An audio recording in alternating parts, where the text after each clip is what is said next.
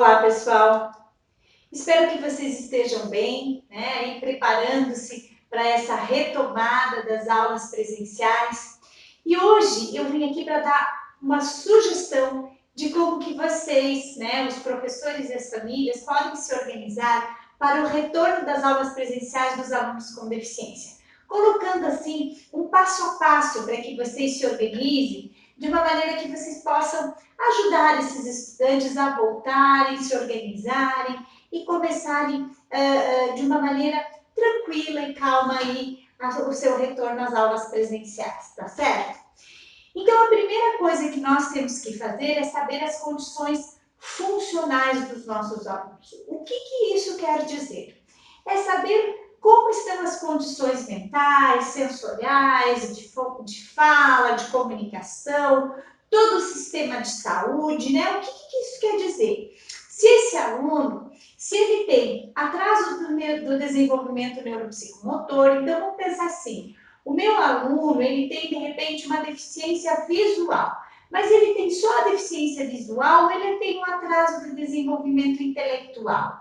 O meu aluno, ele tem transtorno do espectro autista, mas ele tem só o transtorno do espectro autista, ou ele tem alguma outra coisa associada, de repente, um transtorno de déficit de atenção e hiperatividade, um atraso no desenvolvimento intelectual, né? Ele não fala, de repente, ele não se comunica. Então, essas questões funcionais é muito importante que a gente saiba, tá? Para isso, muitas vezes a gente tem o apoio de outras instituições, né? A gente tem apoio, por exemplo, das AMAs, das APAES, né?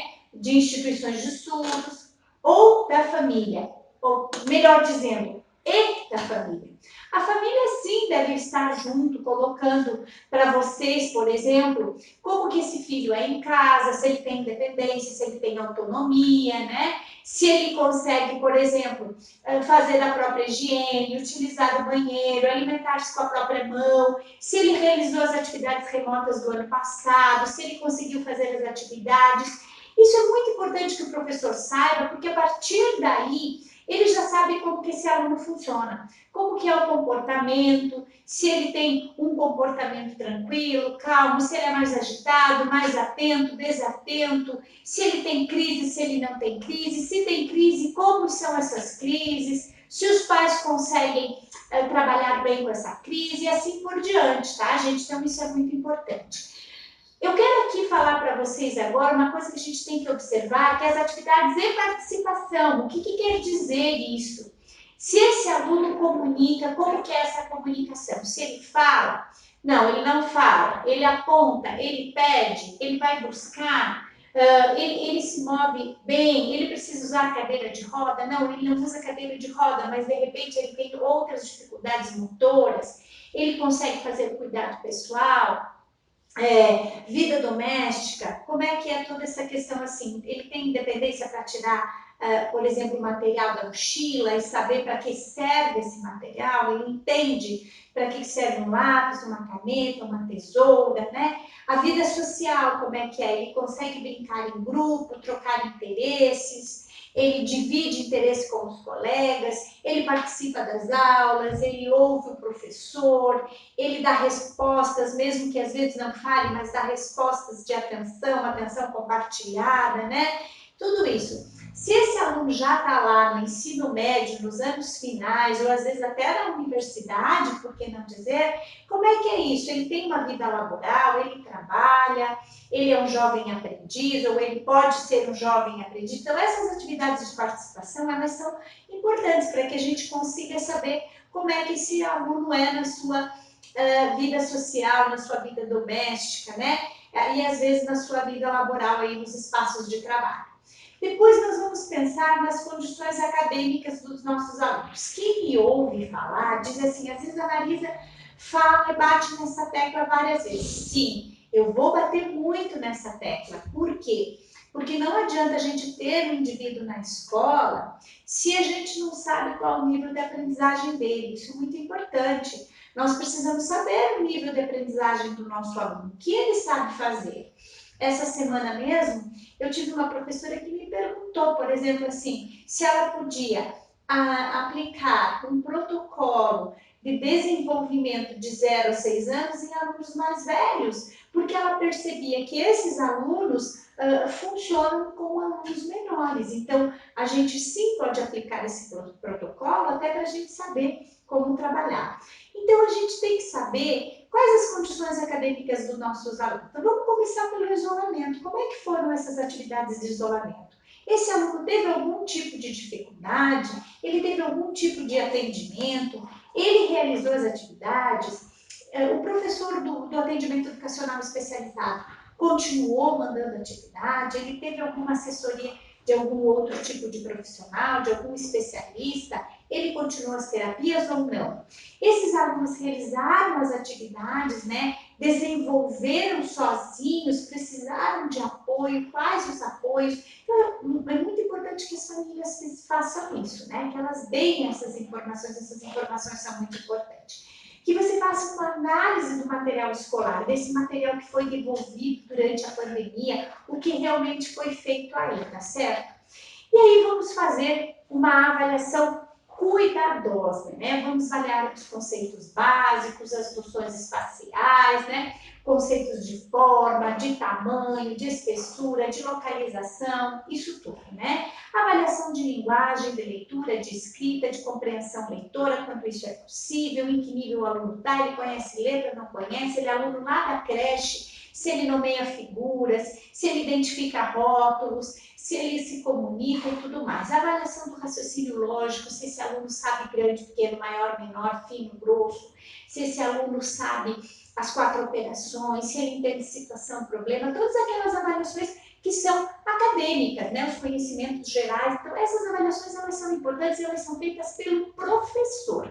Quem faz essas avaliações é o professor. É ele que tem que saber qual é o nível de desenvolvimento da aprendizagem do seu aluno para, a partir daí, ele poder desenvolver um programa de trabalho. Outros aspectos importantes que você tem que ver no seu aluno com deficiência são os aspectos cognitivos. Como ele foca a atenção, se ele foca a atenção ou não, se o tempo concentrado é restrito, se ele lembra aquilo que ele aprendeu, ou se ele esquece com facilidade, né? Se ele precisa todas as vezes ser relembrado. E se esse aluno já foi aluno da escola, muitas vezes já se tem essas informações. Então, é importante que a gente volte, vá lá buscar lá nos documentos desse aluno, que muitas vezes tem no atendimento educacional especializado, se isso tudo já foi feito, já foi avaliado, como é que foi, para a gente fazer novamente. Se ele consegue se organizar, qual o nível de organização, se a gente precisa organizar, se às vezes ele é organizado demais, ou às vezes ele sabe além do esperado para a idade dele, né? Se ele consegue se planejar, organizar tudo isso, estabelece metas, se ele tem um bom raciocínio, e como que é essa linguagem, essa comunicação e o entendimento dele do contexto escolar, de como as coisas acontecem dentro da escola, de como as coisas se desenvolvem nesse ambiente, que isso tudo é muito importante. Feito isso, é hora de traçar os objetivos, né? Primeiro a gente vai traçar objetivos a curto prazo, eu digo assim, projete 3 meses, não mais do que isso, tá? E você vai projetar alguns objetivos. Então, vamos pensar assim, poxa vida, Marisa, meu aluno nem para dentro da sala de aula. Então, a primeira coisa que você vai pensar é traçar objetivos para que esse aluno fique em sala de aula, para que ele esteja em sala de aula, porque ele participe ali, tá certo? Aí você depois vai ter o cuidado para não exigir além do que o aluno pode dar. Porque às vezes, se você não faz essa avaliação cuidadosa, você vai exigir lá na frente que o aluno não está pronto para isso. Então você vai exigir aquilo que você sabe que o teu aluno tem condição de te dar, tá? E aí, uma parte muito importante é a organização do ambiente. Veja, na verdade, o ambiente já tem que estar pré-organizado, mesmo antes do aluno chegar. Então, se você ainda não conhece o seu aluno, converse com a família, faça entrevistas, converse com os outros profissionais que já avaliaram e procure conhecer o aluno para que, pelo menos, você consiga organizar o ambiente para receber, né? Esse ambiente tem que estar baseado na capacidade funcional do aluno. Veja, se o seu aluno, por exemplo, tem transtorno do espectro autista, é um aluno hipersensível, que o barulho incomoda ele, que o número de pessoas incomoda ele, que cheiros incomodem ele, Claro que você não vai deixar esse aluno num ambiente com muito ruído. Tá, mas eu estou voltando às aulas, como é que eu vou fazer com isso? Aí é que eu digo que você dentro da escola tem que ter uma organização. Esse aluno já tem um auxiliar de turma que ele é do direito? Não, não tem. Então como é que nós vamos fazer? Vamos viabilizar esse auxiliar de turma? Lembre-se que é de direito do aluno voltar às aulas presenciais junto com os outros alunos. Então a gente já organizou esse retorno para que esse aluno chegue e encontre à disposição dele essa organização que ele é de direito, né? Aí depois você vai organizar então todo esse ambiente para recebê-lo, ter as coisas no lugar, organizar indicadores de ação, apoio visual, organizar uma rotina de atividades para que ele saiba o que se espera dele, estabelecer locais de estudos, estabelecer locais de lazer, de descanso quando é necessário. Você pega às vezes muitos alunos que precisam descansar porque o nível de exigência motora, atencional é muito grande, esses alunos precisam descansar, né? Pensar na acessibilidade, como é que está essa acessibilidade aos ambientes, aos materiais, né? As tecnologias, se esse aluno precisa de indicadores de ação, se ele precisa, por exemplo, de um sistema de comunicação alternativa, tudo isso já tem que ter sido pensado para quando você recebe o seu aluno, porque se você recebe um aluno sem esse planejamento, sem essa organização, você pode piorar a condição dele. E piorando a condição dele, você piora a condição dos demais alunos que estão ali nessa troca, né, de interesses com esse aluno. Vamos falar agora nos ambientes de apoio. Os ambientes de apoio são espaços para atendimento individual quando o aluno tem essa necessidade, tá? Então, muitas vezes ele precisa, por exemplo, de uma instrução individual.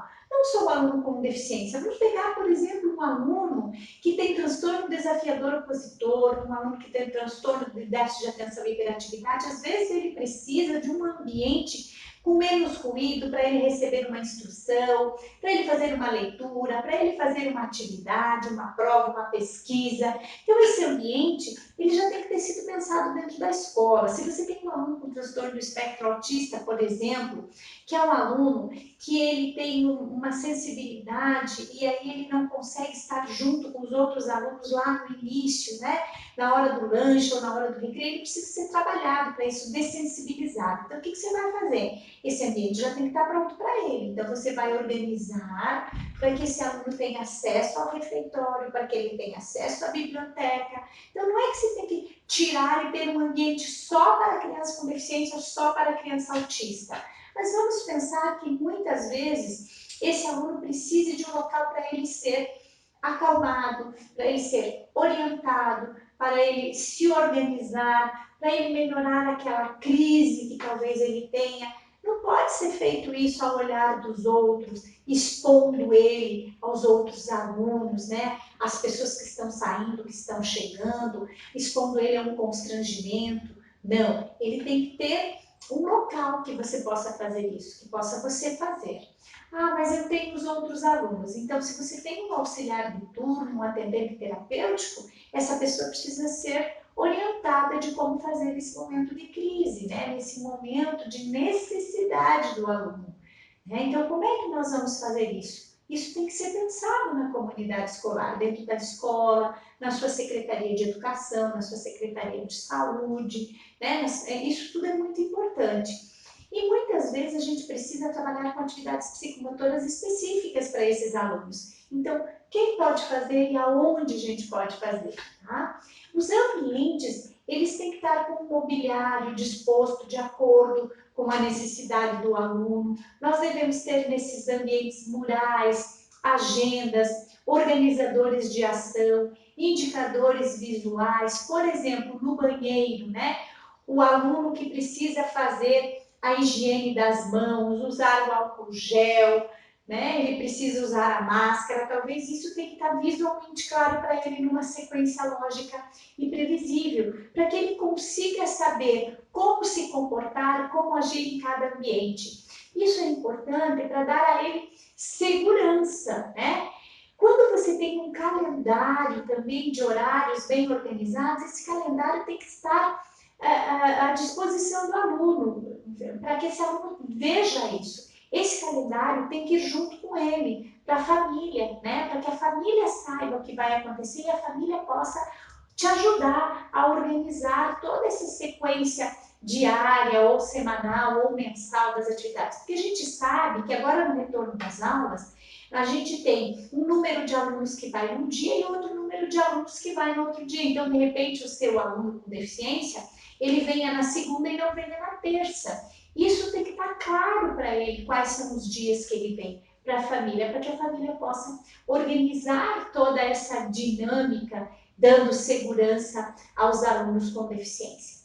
A equipe de profissionais, né, que a gente tem dentro da escola, que a gente pode ter as mãos dadas aí nesse auxílio ao aluno. Então, quem é o professor regente? Na minha opinião, eu sempre digo que as rédeas têm que estar na mão do professor regente, é ele que vai conduzir. Nós temos que ter junto o professor de atendimento educacional especializado.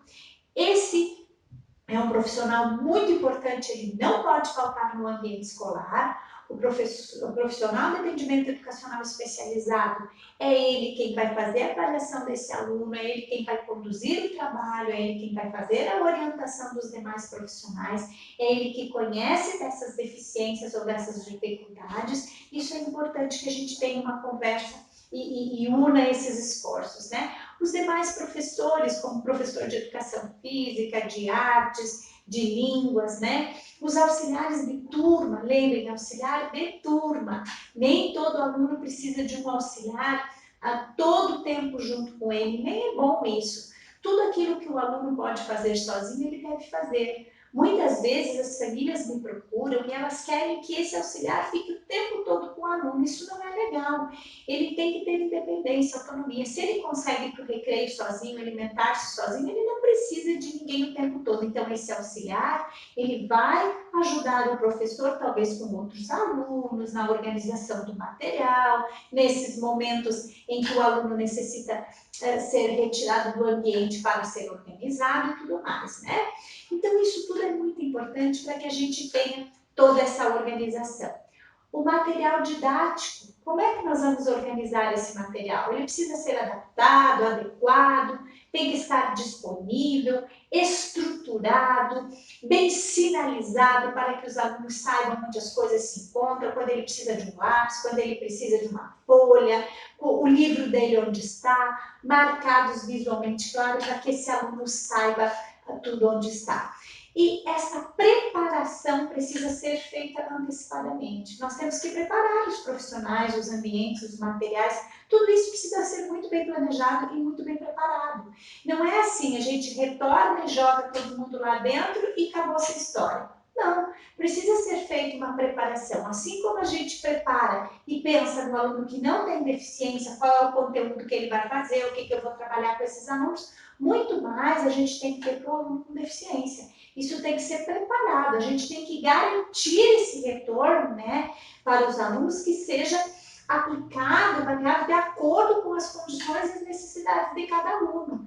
Então, pensado para cada um. Então, quem é o profissional primeiro que deve estar lá dentro da escola? O professor de atendimento educacional especializado. Esse é o primeiro, tá? O auxiliar de turma também tem que chegar antes do aluno, para que quando esse aluno chegue, ele já esteja preparado, sabendo como trabalhar. E o professor regente, que vai ser aí o mestre junto com os demais, né? Isso tudo garante que a gente permita a esses alunos chegarem na escola com seus direitos garantidos, sendo de fato atendidos, né? Com consciência e com qualidade de educação, porque essa é a nossa função. Atender os nossos alunos na sua diversidade, nas suas dificuldades, seja ele o aluno que for, tenha ou não deficiências, tá certo? Então eu espero ter colaborado com vocês e que vocês tenham gostado do vídeo. Um grande abraço!